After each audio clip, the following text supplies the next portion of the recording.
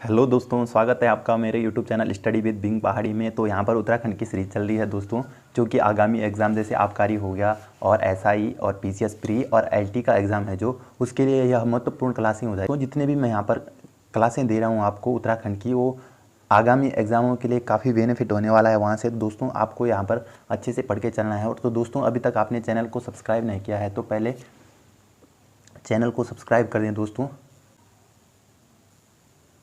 क्योंकि अगर आप चैनल को सब्सक्राइब करोगे तो आपको नोटिफिकेशन मिल जाएगा वहाँ पर जैसे नई वीडियो आएगी। तो डेली मैं यहाँ पर उत्तराखंड की क्लास लाता हूँ दोस्तों, और हिंदी की भी मैंने 2-3 क्लासें डाल रखी है दोस्तों, आपको प्लेलिस्ट में जाकर वो भी देखनी है। और मैं हिंदी की और भी क्लासें लाऊंगा दोस्तों जब तक यहाँ पर आबकारी और एसआई का एग्ज़ाम होता है। तो दोस्तों आपको अच्छे से पढ़ के चलना है, यहाँ पर अच्छे से मेहनत करनी है और आगामी एग्ज़ामों में अपनी एक सीट सुनिश्चित करनी है। तो दोस्तों ज़्यादा समय व्यतीत करते हुए आपका यहाँ पर आगे बढ़ते हैं। पहला प्रश्न है दोस्तों यहाँ पर, राज्य में पाया जाने वाला जिरेनियम का वानस्पतिक नाम क्या है? तो पहला ऑप्शन है कैनाबिस सटाइवा, दूसरा है पेलरगोनियम ग्रेवियोलेंस और तीसरा है किमोनोबम्बूसा फलकाटा। तो दोस्तों आपको इसका राइट आंसर बताना है। तो दोस्तों सबसे पहले देख लेते हैं जिरेनियम क्या है दोस्तों। तो यह अफ्रीकी मूल का पौधा है दोस्तों। जैसे मैंने आपको झूला घास बताया था दोस्तों, किसको एक्सपोर्ट किया जाता था, तो फ्रांस को। तो ऐसे ही यहाँ पर अफ्रीकी मूल का पौधा है जो यहाँ उत्तराखंड में पाया जाता है। जैसे कंडाली भी हो गया, तो कंडाली का आपने कमेंट बॉक्स में बताना है दोस्तों कि कंडाली की उत्पत्ति कौन से देश से हुई है और उत्तराखंड में आया दोस्तों, तो आपको ये भी बताना है। तो अफ्रीकी मूल का पौधा है दोस्तों कौन? जिरेनियम। और जिरेनियम क्या है दोस्तों? एक सुगंध युक्त पौधा है जिरेनियम। तो इसका वानस्पतिक नाम बताना है दोस्तों। तो एग्जाम में वानस्पतिक नामों से भी प्रश्न बनते हैं, तो इसका राइट आंसर क्या हो जाएगा? तो पहला ऑप्शन है जो कैनाबिस सटाइवा है, तो ये कंडाली का ही हो जाएगा। कंडाली का वानस्पतिक नाम है या साइंटिफिक नेम देखें तो कैनाबिस सटाइवा किसका है? कंडाली का। तो दोस्तों आपको ये भी याद रखना है कि कंडाली का भी बता दिया मैंने आपको यहाँ पे। अब देख लेते हैं यहाँ पर किमोनोबम्बूसा फलकाटा है दोस्तों, वो किसका है? एक सेकंड इसको हटा लेते हैं। तो किमोनोबम्बूसा फलकाटा किसका है दोस्तों? तो ये है दोस्तों रिंगाल है, जो दोस्तों रिंगाल जो उत्तराखंड में कंडी हो गया, जैसे टोकरी हो गए। तो ये एग्जाम में एक बार बन भी रखा है दोस्तों कि किमोनोबम्बूसा फलकाटा किसका है, तो यह रिंगाल का है। अब देख लेते हैं ऑप्शन नंबर बी इसका राइट आंसर हो जाएगा। तो इंपॉर्टेंट हो जाएगा दोस्तों यहाँ पर कि जिरेनियम का वानस्पतिक नाम क्या है दोस्तों? पेलरगोनियम ग्रेवियोलेंस। तो इसका राइट आंसर हो जाएगा। तो दोस्तों बढ़ते हैं अगले प्रश्न की ओर।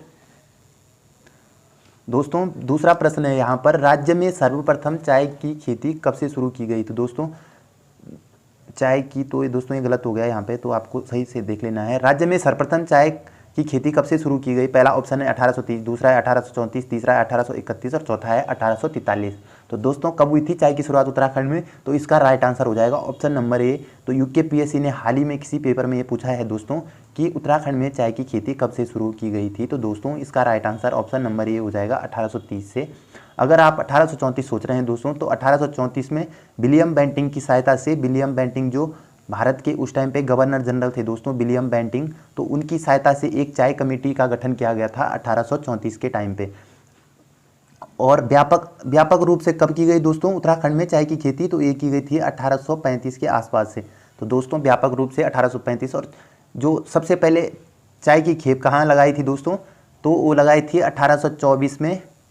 बिशप हेबर नामक व्यक्ति था, जो दोस्तों बिशप हेबर अंग्रेज नामक व्यक्ति था दोस्तों, उसने सबसे पहले चाय की संकल्पना की थी कि उत्तराखंड में चाय भी उगाई जा सकती है। तो कब की थी दोस्तों? ये की थी 1824 के टाइम पे। तो दोस्तों यहाँ पर जब चाय के और भी प्रश्न आएंगे दोस्तों, तो मैं वहाँ पे अच्छे से एक्सप्लेन करके आपको बता दूंगा कि कौन सी फैक्ट्री कब लगाई गई थी, चाय का पूरा निचोड़ वहाँ पर आपको बता दूंगा दोस्तों उत्तराखंड में। तो दोस्तों बढ़ते हैं, और 1843 वाला ऑप्शन है दोस्तों, इसको भी देख लेते हैं। तो 1843 में गडोली में एक चाय फैक्ट्री हडल्सन की सहायता से लगाई गई थी दोस्तों, जो गडोली पौड़ी में है गडोली, तो वहाँ पर लगाई गई थी चाय की फैक्ट्री 1843 में हडल्सन के द्वारा। तो दोस्तों ये भी आपको अच्छे से याद रख लेना है। बढ़ते हैं अगले प्रश्न की ओर। अगला तीसरा प्रश्न है दोस्तों यहाँ पर, राज्य के कितने जनपदों में चाय विकास कार्यक्रम संचालित किया जा रहा है? पहला ऑप्शन है 8, दूसरा है 9, तीसरा ऑप्शन है 11 और चौथा है 12। तो दोस्तों आपको बताना है इसका राइट आंसर कि कितने जनपदों में चाय विकास कार्यक्रम संचालित किया जा रहा है। तो दोस्तों इसका राइट आंसर बताना है आपको। तो इसका राइट आंसर हो जाएगा दोस्तों ऑप्शन नंबर ए। एक सेकेंड। तो दोस्तों इसका राइट आंसर हो जाएगा ऑप्शन नंबर ए। राज्य में 8 जिलों में चाय विकास कार्यक्रम संचालित किया जा रहा है। तो दोस्तों क्योंकि जो मैदानी जिले हैं दोस्तों, कुछ उनमें चाय विकास कार्यक्रम संचालित नहीं है दोस्तों, जैसे उधम सिंह नगर हो गया, हरिद्वार हो गया, देहरादून हो गया, कुछ और भी ऐसे जो मैदानी ज़िले हैं हमारे, पूर्णतः नहीं है पर पूर्णतः कितने ज़िले हो जाएंगे दोस्तों उत्तराखंड में जो मैदानी है, तो दोस्तों वो हो जाएंगे उधम सिंह नगर और हरिद्वार। बाकी तो पहाड़ का एरिया थोड़ी बहुत हर जगह है, नैनीताल में भी है और आपका देहरादून में भी है। तो दोस्तों देख लेते हैं, यहाँ पर बढ़ते हैं अगले प्रश्न की ओर। अगला है दोस्तों यहाँ पर चौथा प्रश्न है दोस्तों, राज्य में चाय विकास बोर्ड का गठन कब किया गया था। तो दोस्तों जितने भी बोर्ड हैं, जितने भी संगठन है दोस्तों, उनसे भी प्रश्न बनते हैं एग्जाम में। तो दोस्तों कब बना था, 12 फरवरी 2004, 11 फरवरी 2004 या 12 फरवरी 2003 या डी है, इनमें से कोई नहीं। तो दोस्तों इसका राइट आंसर बताना है आपको कि चाय विकास बोर्ड का गठन कब किया गया था उत्तराखंड में। तो दोस्तों इसका राइट आंसर हो जाएगा ऑप्शन नंबर बी। तो option number B is right answer. 11 फरवरी 2004 को ही चाय विकास बोर्ड का गठन किया गया था। कहाँ किया गया था दोस्तों, ये किया गया था अल्मोड़ा में। तो दोस्तों आपको ये भी याद रखना है, कहाँ किया गया था, अल्मोड़ा में। तो दोस्तों इंपॉर्टेंट हो जाएगा एग्जाम के लिए। दोस्तों बढ़ते हैं अगले प्रश्न की ओर। अगला और पांचवा प्रश्न है, चाय विकास बोर्ड द्वारा 2012 से 15 तक 3 चाय फैक्ट्रियों की स्थापना कर किस गुणवत्ता युक्त चाय का उत्पादित की जा रही है। तो दोस्तों पहला है जायकेदार, दूसरा है ऑर्थोडॉक्स, तीसरा है ओलॉक, चौथा है अरेबिका। तो दोस्तों कौन सी चाय उत्पादित की जा रही है चाय विकास बोर्ड द्वारा, तो इसका राइट आंसर हो जाएगा ऑप्शन नंबर बी, ऑर्थोडॉक्स है। जो दोस्तों ऑर्थोडॉक्स आपको अच्छे से याद रख लेना है दोस्तों कि ऑर्थोडॉक्स गुणवत्ता युक्त चाय का उत्पादन किया जा रहा है। क्योंकि 3 चाय की फैक्ट्रियां कौन कौन सी है दोस्तों, तो दोस्तों जो पहली चाय की फैक्ट्री है वह चंपावत में, पहली वाली चंपावत में, चंपावत आपको नोट डाउन करना है, और दूसरी नौटी चमोली में दोस्तों, नौटी, और तीसरी दोस्तों हरिनगर गरुड़ में, बागेश्वर में है जो हरिनगर गरुड़ में। तो दोस्तों आपको तीनों याद रखना है, चंपावत हो गया, नौटी हो गया और हरिनगर में हो गया। तो यहाँ पर ऑर्थोडॉक्स गुणवत्ता युक्त चाय उत्पादित की जा रही है। तो दोस्तों अच्छे से याद रख लेना है आपको, जो मैंने बता दिया है आपको यहाँ पर। दोस्तों बढ़ते हैं छठवें प्रश्न की ओर। इनमें से किस जिले में टी टूरिज्म का कार्य प्रारंभ नहीं किया गया है। पहला ऑप्शन है नैनीताल, दूसरा है अल्मोड़ा, तीसरा है चमोली, चौथा है बागेश्वर। तो इसका राइट आंसर बताना है दोस्तों आपको कि कौन सा हो जाएगा, किस जिले में टी टूरिज्म का कार्य प्रारंभ नहीं किया गया है। तो नहीं बताना है दोस्तों आपको, है नहीं है में एग्जाम में बहुत कन्फ्यूजन होता है। तो दोस्तों पहले आपको प्रश्न को अच्छे ढंग से पढ़ना है, उसके बाद ही आंसर को कंसीडर करना है। दोस्तों आपको बताना है इसका आंसर कौन सा हो जाएगा, टी टूरिज्म का कार्य कब प्रारंभ किया गया था। तो दोस्तों इसका राइट आंसर हो जाएगा ऑप्शन नंबर सी, चमोली नहीं होगा दोस्तों। कुमाऊं के 3 जनपद हैं जो मुख्यतः, तो 2 हो जाएंगे दोस्तों, बागेश्वर व अल्मोड़ा में, और नैनीताल में भी दोस्तों फैक्ट्री का भ्रमण करने के लिए दोस्तों यहाँ पर टूरिज्म का कार्य प्रारंभ कर दिया गया है दोस्तों। तो यहाँ पर नैनीताल, अल्मोड़ा और बागेश्वर हो जाएगा, तीनों आपको याद रख लेना है अच्छे से, और चमोली इसका नहीं हो जाएगा। तो दोस्तों बढ़ते हैं अगले प्रश्न की ओर। 7वां प्रश्न है दोस्तों, राज्य में दूसरी कृषि नीति कब अधिसूचित की गई थी। तो दोस्तों आपको तो पहले वाली याद होनी चाहिए कि राज्य में पहली वाली कृषि नीति कब अधिसूचित हुई थी। तो दोस्तों ऑप्शन में है 2017, 2011, 2018 या 2019। तो आपको राइट आंसर बताना है कि दूसरी कृषि नीति कब अधिसूचित की गई थी। तो दोस्तों देख लेते हैं, जो पहली कृषि नीति आई थी उत्तराखंड में वो आई थी 2011 में, पहली वाली। अब देख लेते हैं दूसरी वाली कब आई थी दोस्तों आप मारेंगे शायद 2019 को, जो कि बिल्कुल गलत है। तो 2018 इसका राइट आंसर हो जाएगा। दूसरी वाली कब आई थी दोस्तों, 2018 में। तो दोस्तों आपको दोनों याद रखना है कि पहली वाली 2011 में, दूसरी वाली 2018 में। तो दोस्तों आगे बढ़ते हैं अगले प्रश्न की ओर। दोस्तों 8वां प्रश्न है, उत्तराखंड स्टेट सीड सर्टिफिकेशन अभिकरण की स्थापना कब की गई। तो दोस्तों इसका राइट आंसर बताना है आपको। पहला है 4 मार्च 2001, दूसरा है 14 अप्रैल 2001, तीसरा है 14 मार्च 2002 और चौथा ऑप्शन है इनमें से कोई नहीं। तो इसका राइट आंसर बताना है कि कौन सा हो जाएगा, कि स्टेट सीड सर्टिफिकेशन की स्थापना कब हुई थी दोस्तों। तो देख लेते हैं यहाँ पर इसकी स्थापना कब हुई थी। तो दोस्तों इसकी स्थापना हुई थी 14 मार्च 14 अप्रैल हो गया, 14 अप्रैल। तो दोस्तों ये देख लेते हैं यहाँ पर। तो दोस्तों ये 14 हो जाएगा दोस्तों। यहाँ पर कब हुई थी दोस्तों, इसकी हुई थी, मैं लिख दे रहा हूँ आपको यहाँ पर, 14 मार्च 2001 को हुई थी दोस्तों इसकी स्थापना। किसकी, जो प्रश्न में दिया गया है, स्टेट सीड सर्टिफिकेशन अभिकरण की स्थापना कब हुई थी, 14 मार्च को हुई थी दोस्तों। आपको याद रखना है, ये 14 हो जाएगा। तो दोस्तों राइट आंसर भी इसका ए हो जाएगा। बढ़ते हैं अगले प्रश्न की ओर। अगला 9वां प्रश्न है, Uttarakhand state organic certification agency Dehradun को कब जारी किया गया। दोस्तों यहाँ पर टाइपिंग मिस्टेक हो रखी है थोड़ा, तो देख लेते हैं। पहला है 6 जनवरी 2006, दूसरा है 8 जून 2006, तीसरा है मई 2001 और चौथा है इनमें से कोई नहीं। तो दोस्तों आपको इसका राइट आंसर बताना है। तो दोस्तों इसका राइट आंसर हो जाएगा ऑप्शन नंबर बी, 8 जून 2006 को ही Uttarakhand state organic certification agency की स्थापना की गई थी। तो दोस्तों इसका राइट आंसर हो जाएगा ऑप्शन नंबर बी। तो आपको अच्छे से याद रख लेना है। और 6 जनवरी 2006 को क्या हुआ था दोस्तों, ये हुआ था उत्तराखंड में पौधरोपण नीति की शुरुआत, पौधरोपण नीति। तो दोस्तों जो पहले पौधरोपण नीति पढ़ते थे हम, वो पढ़ते थे 6 जून 2006 को, बट इसमें अपडेट आया है दोस्तों, जो नई परीक्षा वाणी है उसमें 6 जनवरी 2006 दिया है। तो दोस्तों अब किसको तो माने, 6 जून माने या 6 जनवरी माने, तो दोस्तों इसको देख लेंगे, मैं इसका सही से आपको कमेंट बॉक्स में बता दूंगा। दोस्तों देख लेते हैं यहाँ पर, तो इसका राइट आंसर हो जाएगा ऑप्शन नंबर बी। बढ़ते हैं अगले प्रश्न की ओर। अगला है यहाँ पर 10वां प्रश्न, जैविक कृषि एक्ट बनाने वाला राज्य कौन से स्थान पर है। तो दोस्तों उत्तराखंड ने जैविक कृषि एक्ट लाया था। कब लाया था दोस्तों, ये लाया था दोस्तों जैविक कृषि एक्ट, तो जैविक कृषि एक्ट 2019 में पारित हुआ था दोस्तों, 2019 में। तो 2019 में पारित होने के पश्चात जैविक कृषि एक्ट बन गया था दोस्तों। तो पारित 2019 में, और एक्ट आया था दोस्तों 2018 में, तो 2019 में पारित हो गया था। तो दोस्तों आपको 2019 मान के चलना है। तो कौन सा स्थान हो जाएगा उत्तराखंड का, तो option number A he right answer हो जाएगा। तो एक्ट बनाने में उत्तराखंड हो जाएगा प्रथम स्थान पर दोस्तों। बढ़ते हैं अगले प्रश्न की ओर। अगला है यहाँ पर 11वां प्रश्न, कृषि विविधीकरण परियोजना राज्य में कब लागू की गई। इसका राइट आंसर बताना है आपको।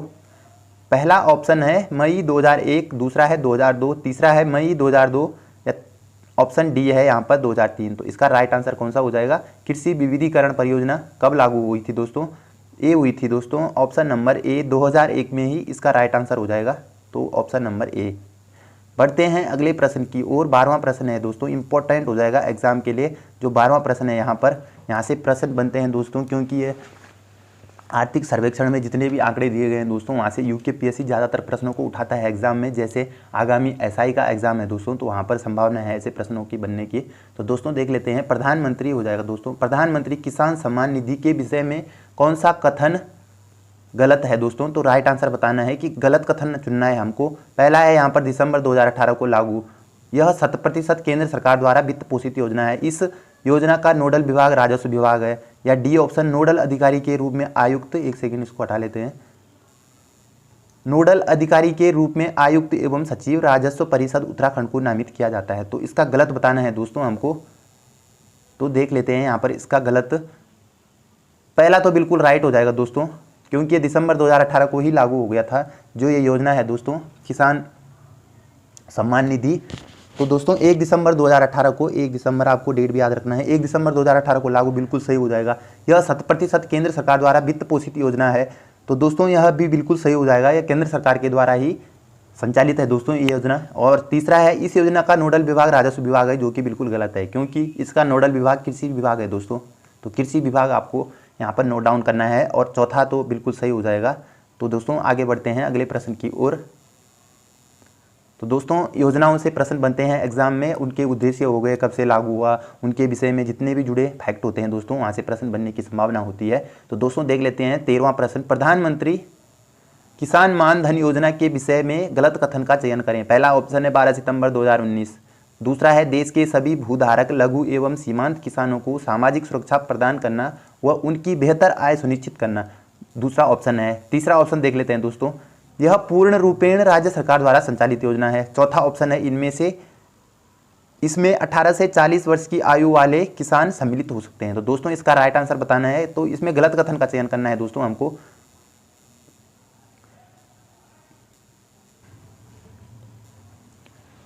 क्या ढूंढा है।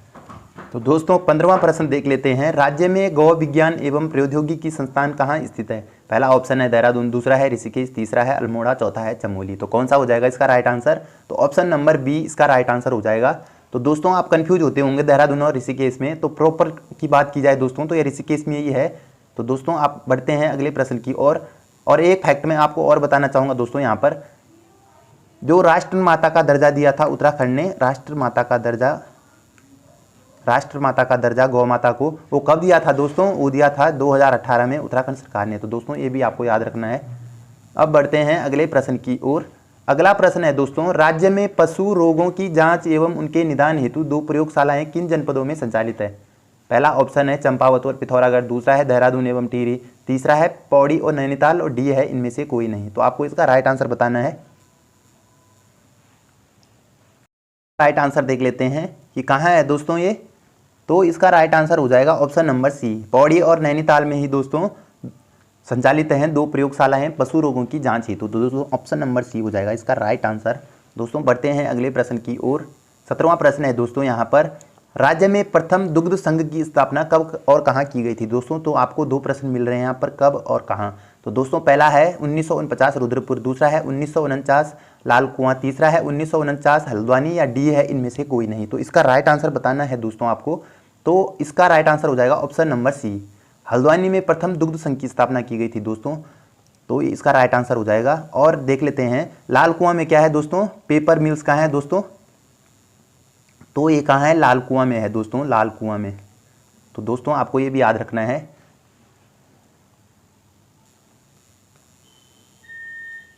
अब देख लेते हैं 18वां प्रश्न। 18वां प्रश्न है दोस्तों यहाँ पर, राज्य में गंगा गाय महिला डेयरी योजना चलाई जा रही है। तो कब से चलाई जा रही है? ऑप्शन ए है 2014-15, दूसरा है 2011-12 से, तीसरा ऑप्शन है यहाँ पर 2001-2 से, या चौथा ऑप्शन है इनमें से कोई नहीं। तो दोस्तों आपको राइट आंसर बताना है इसका। तो इसका राइट आंसर हो जाएगा दोस्तों ऑप्शन नंबर ए, 2014-15 से ही गंगा गाय महिला डेयरी योजना चलाई जा रही है। तो दोस्तों उस टाइम पे सीएम कौन थे दोस्तों? तो उस टाइम पे थे हरीश रावत। तो हरीश रावत के टाइम से ही दोस्तों यह योजना चलाई जा रही है। तो आपको अच्छे से याद रख लेना है। बढ़ते हैं 19वें प्रश्न की ओर। 19वां प्रश्न है दोस्तों, समन्वित डेयरी विकास परियोजना कब से चलाई जा रही है? पहला ऑप्शन है 2001-2, दूसरा है 2002-3, तीसरा है 2004-5 और चौथा है 2005-6। तो दोस्तों आपको इसका राइट आंसर बताना है। ऑप्शन नंबर बी हो जाएगा दोस्तों इसका right answer, option number B. 2002-3 से ही समन्वित डेयरी विकास योजना राज्य में संचालित है दोस्तों। तो इसका राइट आंसर हो जाएगा ऑप्शन नंबर बी। आपको अच्छे से याद रख लेना है। बढ़ते हैं 20वें प्रश्न की ओर, जो कि अंतिम प्रश्न भी है दोस्तों आज का। राज्य में मिल्क पाउडर प्लांट की स्थापना कहाँ की गई है? तो दोस्तों यूकेपीएससी ने प्रीवियस ईयर में पता नहीं कितनी बार पूछ लिया है दोस्तों। तो आपको ऐसे प्रश्नों को तो गलत करना ही नहीं दोस्तों, इनको तो अच्छे से दिमाग में बिठा के चलो दोस्तों। ऐसे प्रश्नों को एग्जाम में बार बार फंसने की संभावना होती है। तो दोस्तों इसका देख लेते हैं, राज्य में मिल्क पाउडर प्लांट की स्थापना कहाँ की गई थी दोस्तों? पहला ऑप्शन है उधम सिंह नगर, दूसरा है हल्द्वानी, तीसरा है लाल कुआं और चौथा है रुद्रपुर। तो इसका राइट आंसर क्या हो जाएगा? तो इसका राइट आंसर हो जाएगा option number A, Udham Singh Nagar में ही मिल्क पाउडर प्लांट की स्थापना की गई है। तो दोस्तों आपको अच्छे से याद रख लेना है। और डेयरी शोध एवं विकास केंद्र कहाँ है दोस्तों? अगर ऐसा आ जाएगा कि डेयरी शोध, आपको नोट डाउन करना है दोस्तों, डेयरी शोध एवं विकास केंद्र कहाँ है दोस्तों? विकास केंद्र। तो दोस्तों इसका देख लेते हैं, यहाँ पर मैं लिख लेता हूँ पहले, डेयरी शोध एवं विकास कार्यक्रम, विकास केंद्र सॉरी।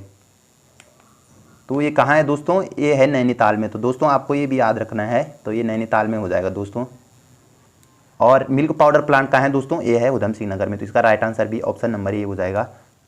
तो दोस्तों आज के लिए इतना ही रखते हैं, मिलते हैं एक नई वीडियो में। उत्तराखंड की ऐसी क्लासें आती रहेंगी दोस्तों जब तक आपके एग्जाम होते हैं। तो तब तक मैं आपको यहाँ पर उत्तराखंड की क्लासें प्रोवाइड कराता रहूँगा, और हिंदी की भी और जीएस की भी दोस्तों। तो आज की वीडियो यहीं पर समाप्त होती है दोस्तों। थैंक यू दोस्तों, thank you for watching this video. See you next time. Thank you.